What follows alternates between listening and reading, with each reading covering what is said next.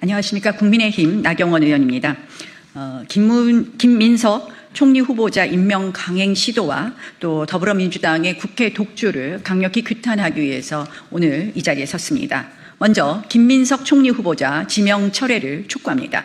존경하는 국민 여러분, 국무총리는 대통령을 보좌하고 국정을 총괄하며 민생을 꼼꼼히 돌보는 자리입니다. 단순히 여론이 나쁘지 않다는 이유만으로 임명할 수 있는 자리가 아닙니다.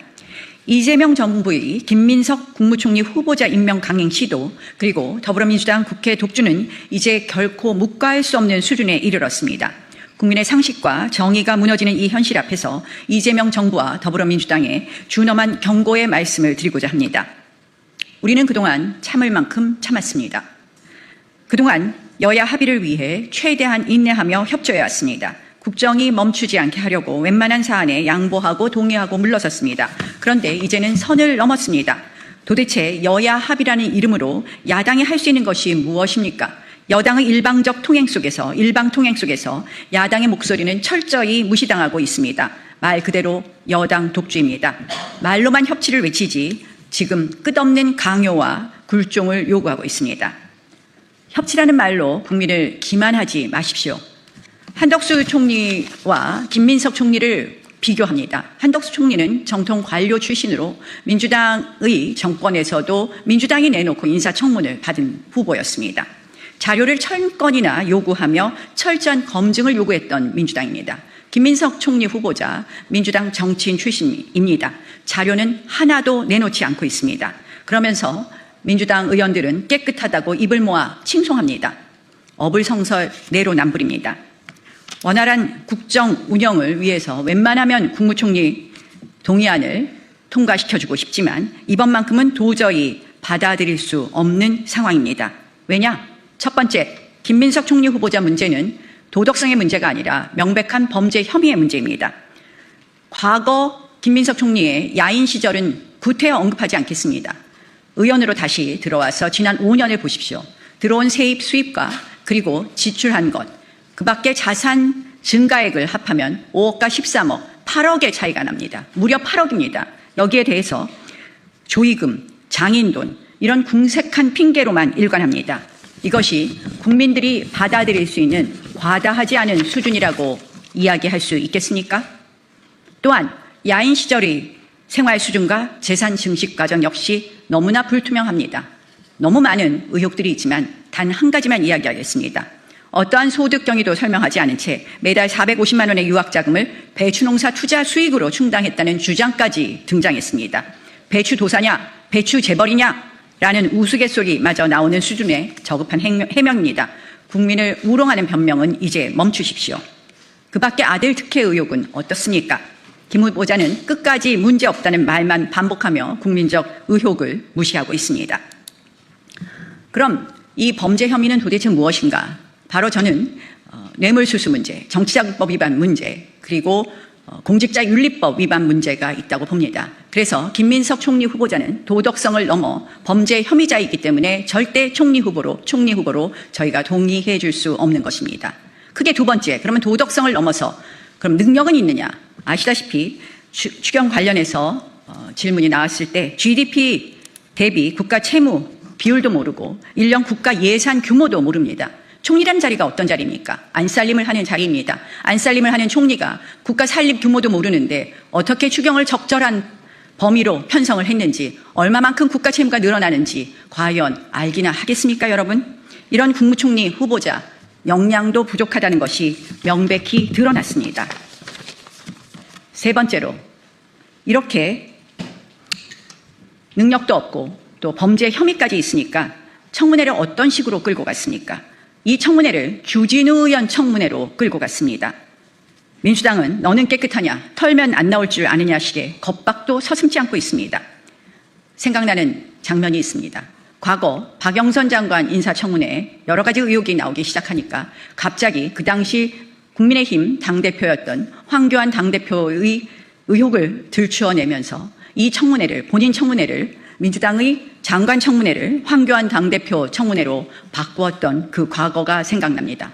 한마디로 메시지를 해명할 수 없으니 메신저를 공격하는 것입니다. 이것이 바로 입틀막, 민주주의의 파괴이고 독재의 서곡입니다.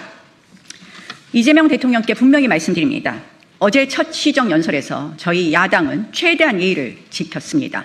저는 퇴장하는 이재명 대통령과 악수를 나누면서 분명히 말씀드렸습니다.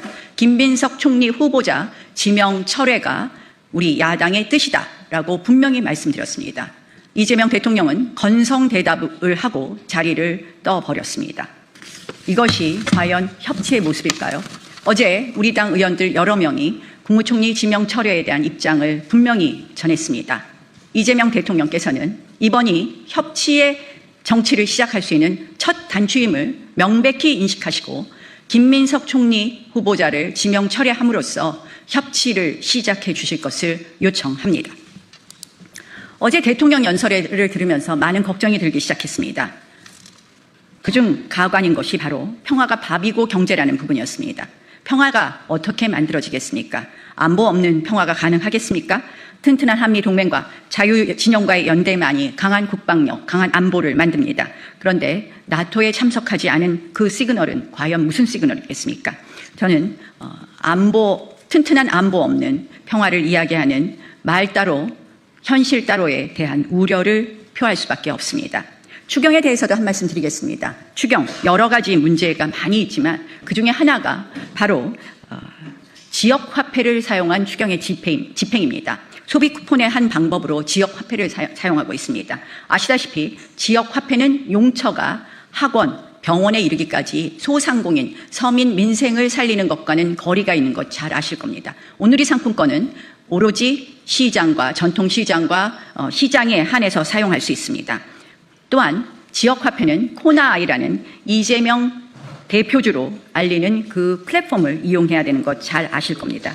결국 이 추경이 진짜 민생을 살릴 수 있는 추경인지 묻고 싶습니다. 또 하나 추경에서 문제가 있습니다. 바로 태양광 등 신재생 예산을 증액하면서 원자력 증액은 0원입니다. 이재명 대통령 후보 시절에는 원전에 대해서 탈원전을 언급하지 않았지만 사실상 탈원전의 시동이라고 봅니다. AI를 이야기하면서 이렇게 탈원전의 정책을 지속적으로 추진한다면 과연 AI의 기본인 전력 수급이 가능할지 묻고 싶습니다. 제가 오늘 이 자리에 쓴 것 중에서 가장 중요한 것은 바로 2시에 예정된 본회의에서 법사위원장과 예결위원장을 강행 통과한다는 것입니다. 여러분, 국회는 오랜 관행과 역사가 있습니다. 국회의장과 법사위원장은 반드시 1당과 2당이 나누어 한다는 것입니다. 그것이 국회의 가장 중요한 민주주의의 정신, 의회 민주주의의 핵심인 합의 정신을 지켜낼 수 있는 것이고 그것이 바로 국회 내에서의 견제와 균형을 만드는 시작이기 때문입니다. 민주당은 지난 21대 국회에서 1년가량 국회의장과 법사위원장을 독식했다가 결국은 법사위원장을 되돌려 주었습니다. 다시 22대가 시작한 후 국회의장과 법사위원장을 모두 가져가 버렸습니다. 지난 1년은 대통령 거부권이라도 있습니다. 이제 민주당은 온갖 악법들을 일방적으로 통과시키겠다고 예고하고 있습니다. 상법 개정안, 노란봉투법. 이제 우리의 의견을, 야당의 의견을, 야당을 지지했던 41%의 국민 의견은 하나도 담을 그릇이 없습니다. 민주당의 스케줄대로, 민주당이 원하는 대로 법사위와 국회 본회의를 통과시키고 말면 되는 것입니다. 국민 여러분, 간절히 호소합니다. 법사위원장, 예결위원장, 아무것도 아닌 자리가 아닙니다. 야당이 야당으로서의 역할을 할 수 있는 최소한의 시작입니다. 법사위원장과 예결위원장을 모두 가지겠다는 것은 한마디로 국회의 합의민주주의, 국회의회 민주주의를 모두 파괴시키고 의회 독재로 이재명 대통령 1인 독재의 시대를 완성하겠다는 것입니다. 말로만 협치를 외치며 독재를 빠르게 시작하고 있습니다. 오늘 본회의에서 국회의장께서는 법사위원장과 예결위원장 표결을 하지 말아야 합니다. 철회해 주실 것을 요청합니다. 그리고 여당에게도 요구합니다. 더 이상 이제 제1여당으로서 국회를 파괴하지 말고 법사위원장 국민의힘에게 돌려주십시오. 고맙습니다.